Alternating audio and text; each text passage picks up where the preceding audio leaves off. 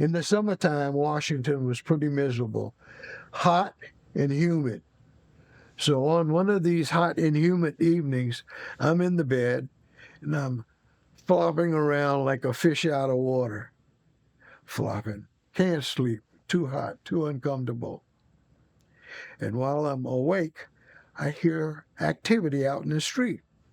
Now it's maybe 2:30 in the morning. What's going on out in the street? I look out the window and I have a neighbor who had a brand new 1954 Oldsmobile Holiday Coupe convertible. I thought it was the neatest car ever. It had real, uh, what do they call those extra fenders that went the wheel well.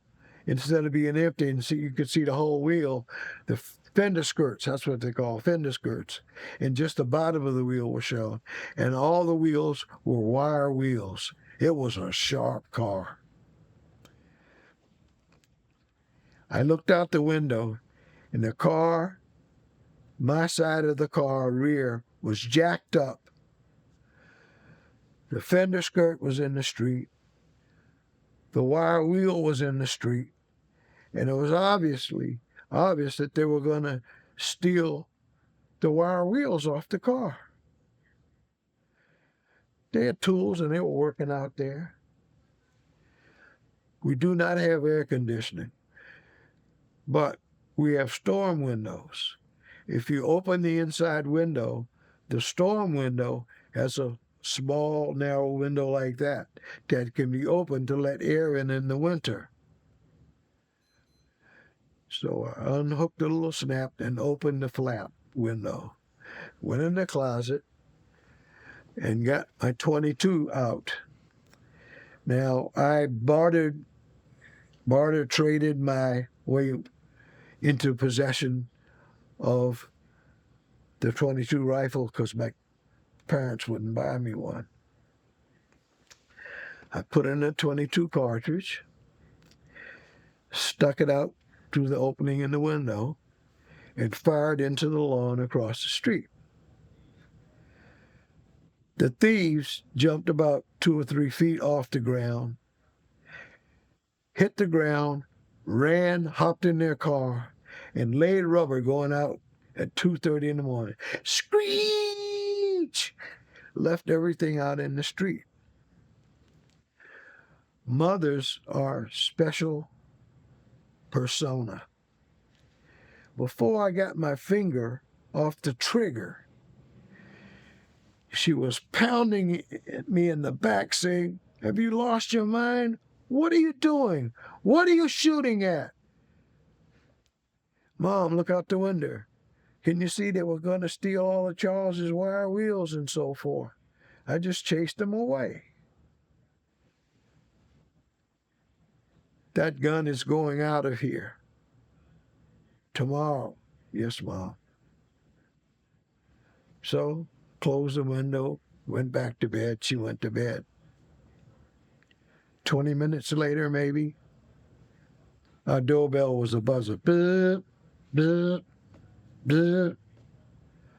"I got it, Mom." "No, I got it." So we both went downstairs. Matthew, when I got downstairs, the living room reeked with gunpowder. That's an oh shit moment. I kind of elbowed my mom back and opened the door a little bit with my foot there. "Yes?" "May we come in?" "What for?" "Someone thought they heard a shot." "So?" "They thought you might know something about it." My mother said, "Boy, get out of the way and let these men in." So 2 cops came. "Who called you?" "We're not at liberty to say." And then I started getting the lecture about accidentally shooting somebody, about ricocheting bullets, injuring somebody, about vigilantism is against the law. You can't take the law into your own hands. and on and on and on.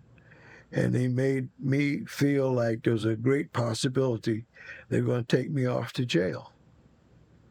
Now, my mother's pleading my case, and I am doing my usual thing. I'm saying,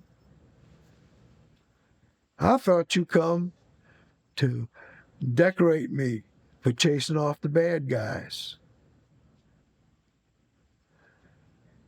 I can shoot, I can hit what I'm aiming at.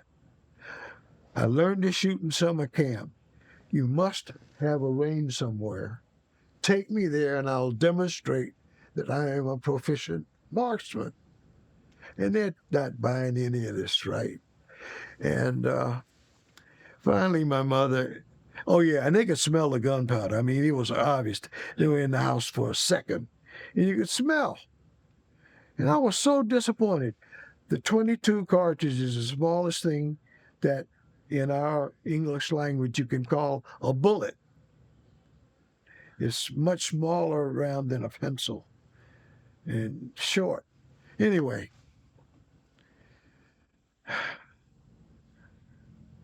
they didn't arrest me. I chased the bad guys away. I know who called. They wouldn't wouldn't tell me who called.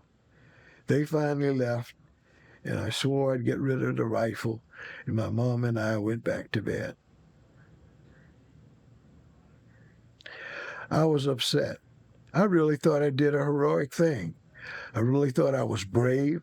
I really thought I was resourceful. And I really know I saved this guy because they would have gotten away with all his wire wheels.